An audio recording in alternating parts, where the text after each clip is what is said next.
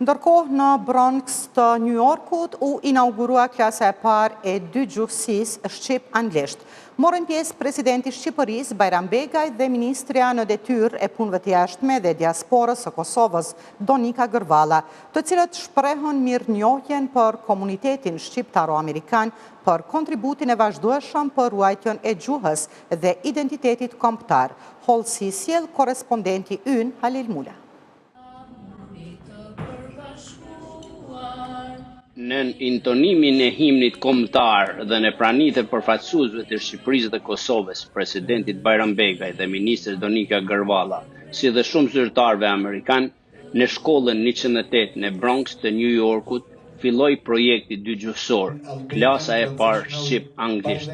Projekt i ka mëtshëm i veprimtarit Mark Gjonaj dhe mësuesës Drita Gjongecaj.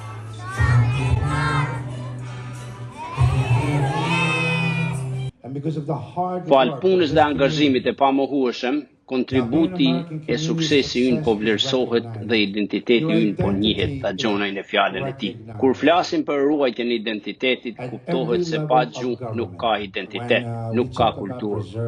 Mu përket ne, posaçërisht çdo prind duhet të jetë krenar që fëmijët e tyre vijojnë këtë program shkollor dhe gjithë ne me përkushtim do të angazhohemi që fëmijët vijues të shkollës të jenë të suksesshëm dhe kur mos e harrojnë përjardhjen e tyre, u zotua Gjonaj. Presidenti i Shqipërisë, Bajram Begaj, e vlerësoi hapjen e shkollës, duke potencuar se përmes edukimit dygjuhësor nxënësit fitojnë dituri e zotësinë në të dyja gjuhën. Mirëmëngjes, përshëndetje të gjithëve. Kënaqësi që ju shohim në takim. Ndërsa ministre e Kosovës Donika Gërvalla tha se ky është shembulli më i mirë se ky vend, Shtetet e Bashkuara të Amerikës, janë vendi më madhor në botë, sepse kjo që po bëhet sot këtu është e mundur vetëm në këtë vend. Dhe mu përket populli i Kosovës është populli më pro-amerikan në botë.